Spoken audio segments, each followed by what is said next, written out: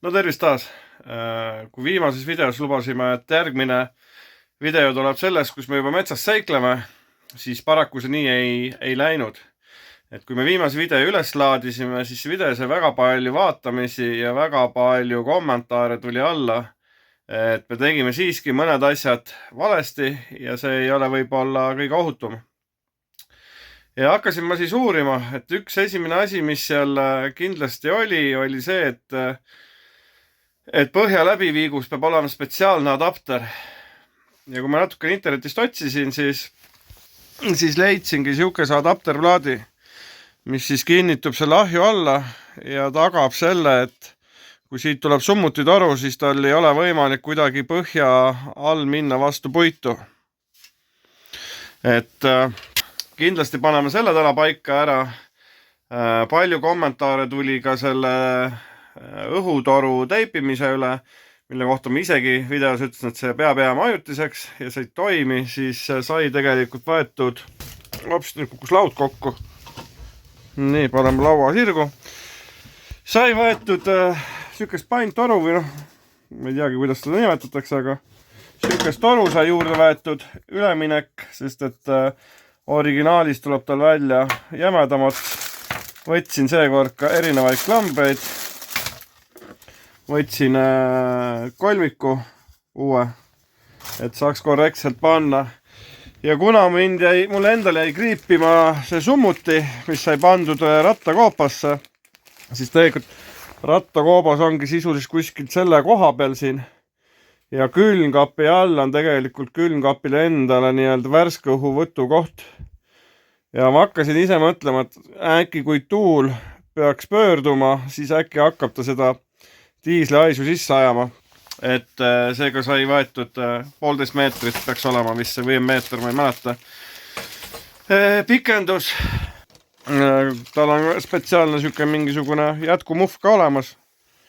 Et proovime selle summuti osa saada ka rohkem auto taha ossa, kus ei ole ühtegi õhuvõtu kohta. Vot. Ja tegelikult on need jupid juba tegelikult pikemat aega mul kohal. Äkki mingi jaanuari, ma arvan, algusest. Aga kes Eestis elab, see teab, Eestis on olnud väga krõbe pakane ja -20 või 25-ga ei kipu õuesse lumehanges roomama, et noh, lund on Eestis siin oma jagu. Et täna on õnneks -2-3 kraadi külma ainult, et teeme selle asja kähku ära ja siis tahaks katsetada, kuidas see asi üldse toimib, et ma ei ole peale seda videot, kui ma üles laadis, ma pole seda kütet sisse pannuki, sellepärast et kogu aeg on olnud hirm, et aga äkki kuskilt läheb siis see summuti nii kuumaks.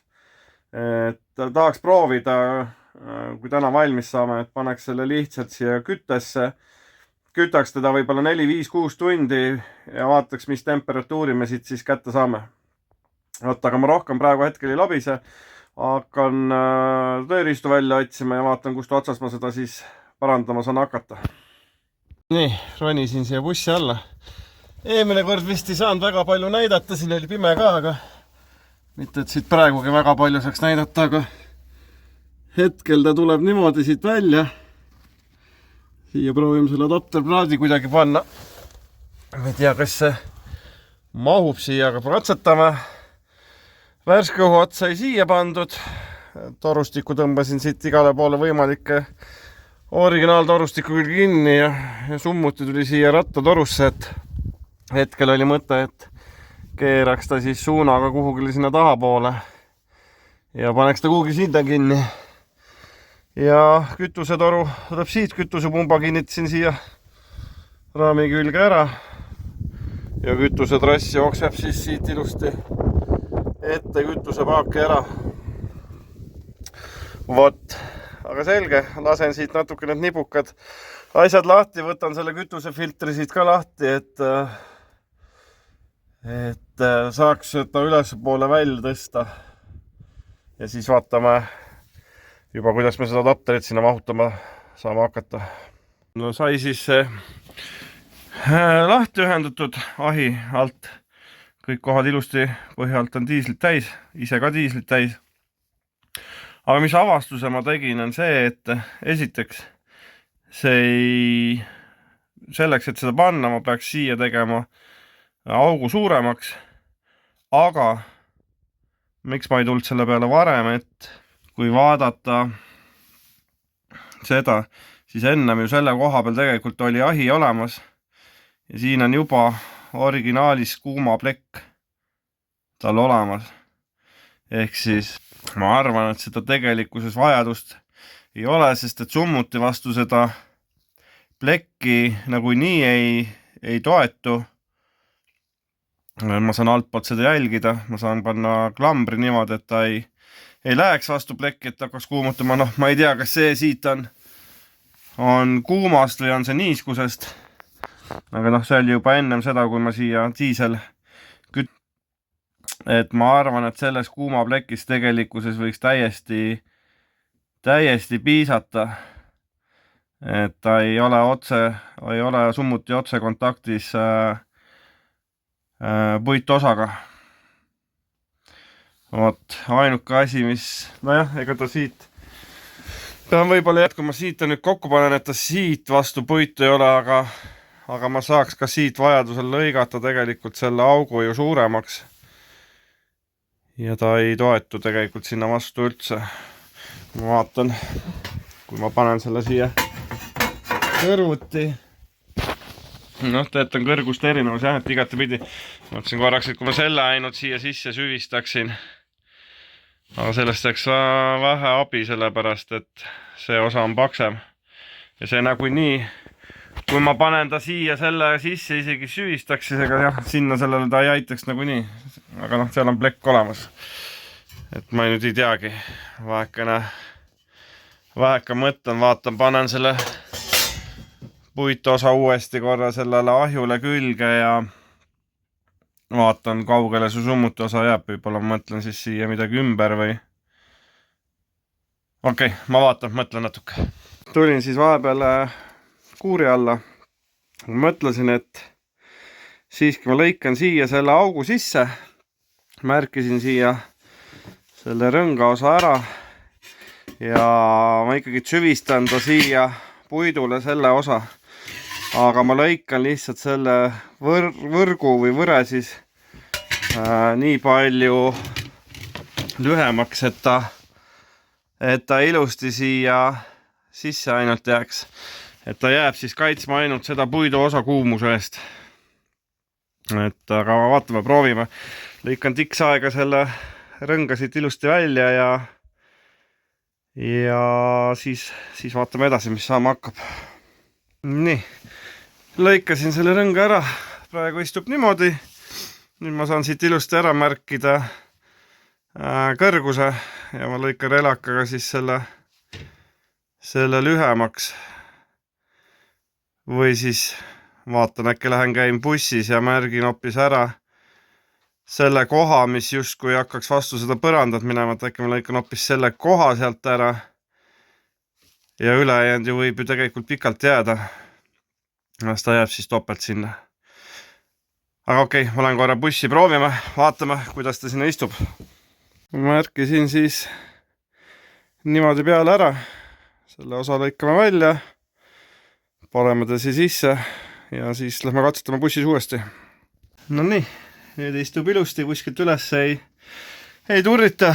Nüüd võtan selle vana adapterplaadi lahti ja proovin panna siis selle plaadi külge. Ja vaatame, kas ta siis ka läheb. Kui ta läheb, ma võtan ta korraks siit veel eest ära ja siis teeme juba selle torustiku siit korda. Aga okei, katsetame, kas seekord mõõtmised peavad paika või on vaja midagi ümber teha. Põhimõtteliselt see sobib külge, aga mis on vana ja uue plaadi erinevus, on see väike tila siin all. See on siis see koht, kus peaks minema kütusepumba juhe. Aga teen, ma arvan, siia ühe sälgu, sest et kui ma nüüd selle siia peale panema, siis siin tegelikult on ruumi ääres küll, kus juhe saaks vahet alla minna. Et ma arvan, et nii ongi vast kõige mõistlikum, sest et see läheb ilmselt jah kuidagi niimoodi ta siia läheb ja ma arvan, siin peaks olema piisav ruum, et see pisikene must kaabel sealt vahelt läbi läheb. Okei, ma lõikan töökoja all selle ära ja siis saab uuesti korra katsetada. Ja mis te arvate, kas ma seda poolt, kui lõikasime seda tasapindasid ära või seda kaart, kas me mitte ei lõiganud peegelpilti või? Aga selle asemel, et seda kõike ära uuesti teist poolt ka lõigata, siis algselt oleks jäänud ta niimoodi vale pidi, aga ma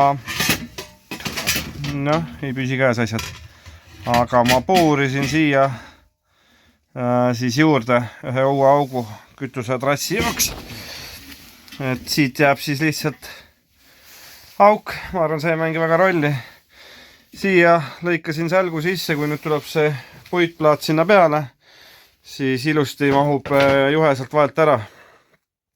Et sellega nüüd ei tohiks probleem olla. Vaatan, lükkan praegu need asjad siit kõrval ära. Proovin nikerdada selle valmis ja siis paneme siit juba kõik kokku ära ja siis saab põhja alt uuesti ühendama hakata. Et ei ole lihtne selle koha pealt, et nagu vanasõna, 10 korda mõõda, 1 kord lõika. Ma lõikan 10 korda ja on ägedam. Nii, olen siis vahepeal jõudnud sinnamaani, et ilusti on kinni ta siin. Uus adapterplaat on vahel. Nüüd ei tohiks sealt alt kuumenemisega mingit probleeme olla. Ja tegin ka siis selle õhupoole ringi. Siia panin 80 sealt torult, siis 60, ma ei tea, kas ta on 2 või 63 õhutorul ülemineku ja siit tuleb siis uue õhutoruga siia panin uue kolmiku, mis siis puhub siin nurkade alt. See kolmik peaks olema kuumakindel, no vähemalt niimoodi Hiina lehekülg väites, et neid on ka erinevaid versioone. On lihtsalt plastikud ja ongi siis nii-öelda kuuma omad. Ehk siis see peaks kuuma oma olema. Sai siia ilusti klambrid peale pandud. Katkised kohad, mis siin olid, sai vahelt ära võetud, et vanasti, kui eelmisest videost mäletate, oli ju siukene asi siia tehtud, et siin oli see kolmik, mida sai siia teibitud ja siin oli katkine, siis siia sisse ma panin kanalitoru. Aga enam me seda ei kasuta. Nüüd on õhutorustik kõik korras. Lekkeid ei tohiks olla. See, et siit natuke katki on, see on esteetiline viga, kuna tal on kuhu siiamaani on see kolmiku plastik siin sees, et on kinni keeratud kõvasti siia. Ma arvan, et siit võiks nagu okei olla. Nüüd on vaja minna põhja alla, vaadata, kuidas saab selle summuti osa ringi teha, kuhu see ulatub üldse ja kuhu see kõige mõistlikum ja parem on.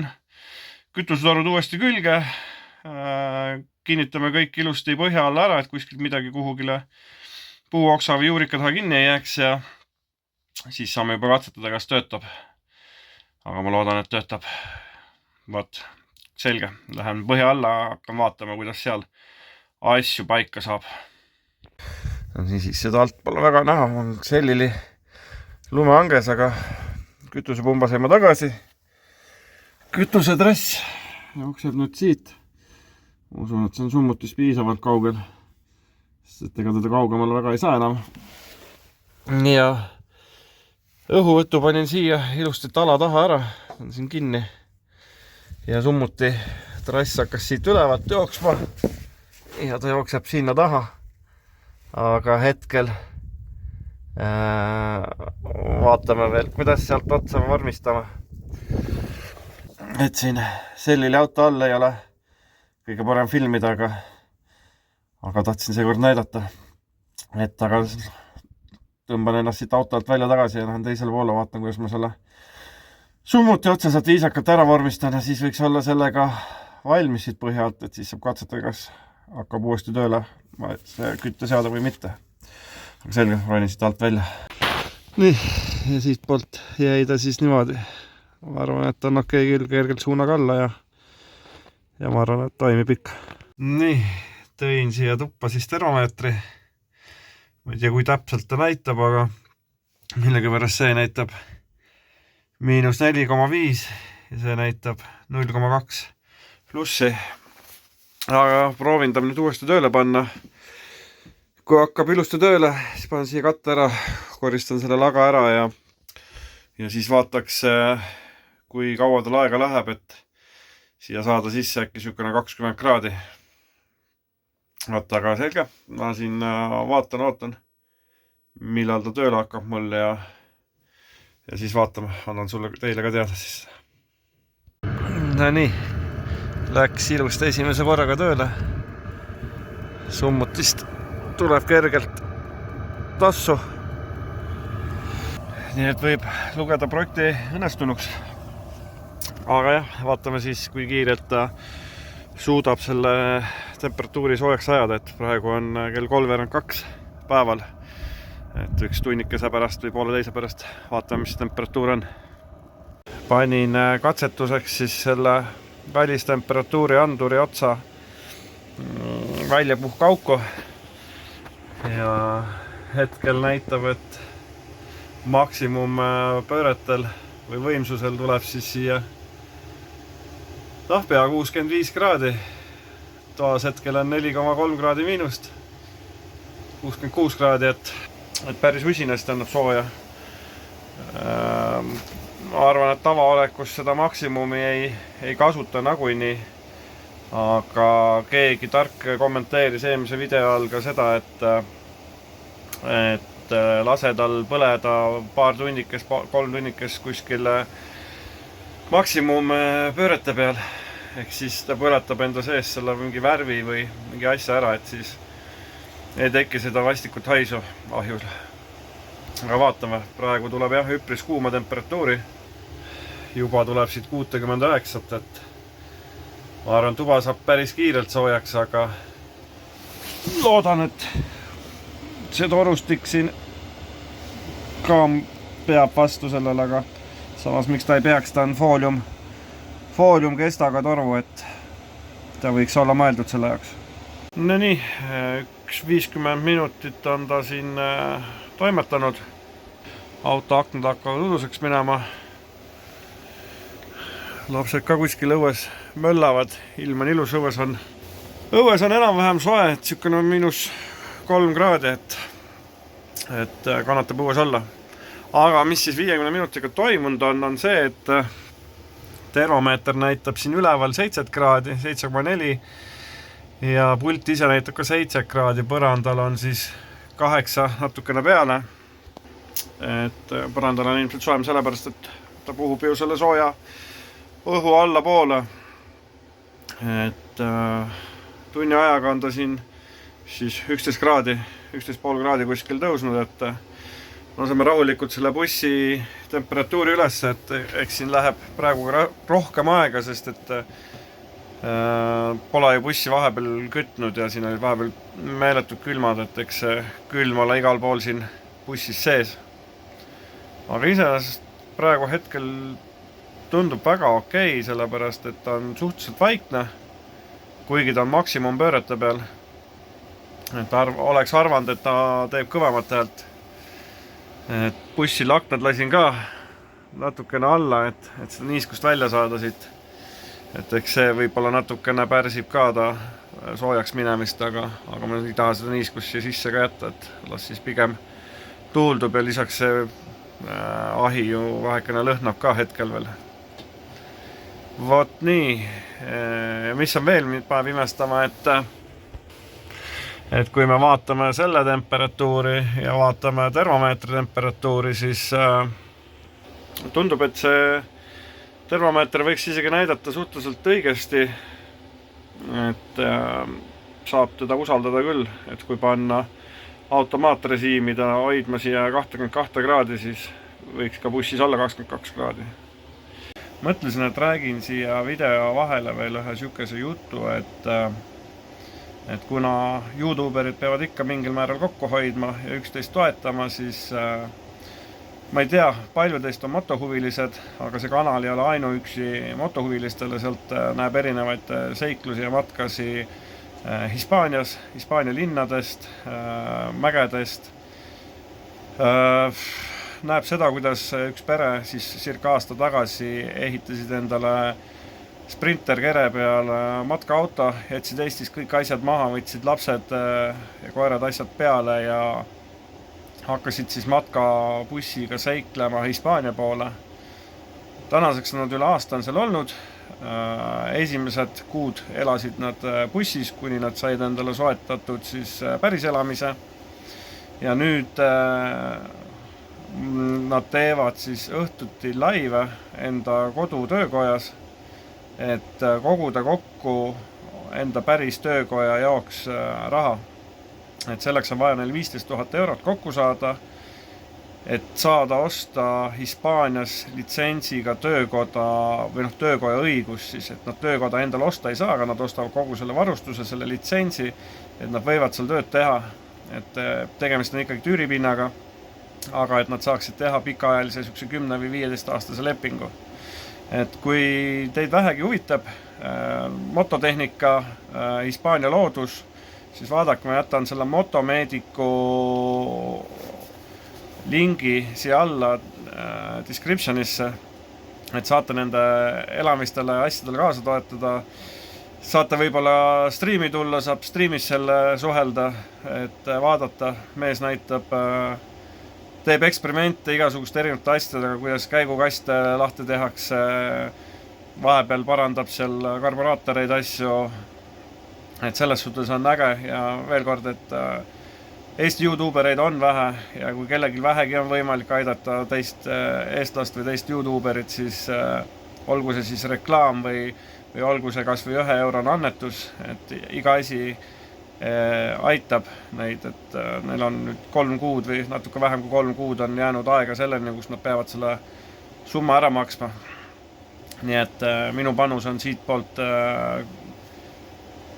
Motomeedikule, et äkki mõni eurogi minu jälgijate poolt tuleb ka sulle.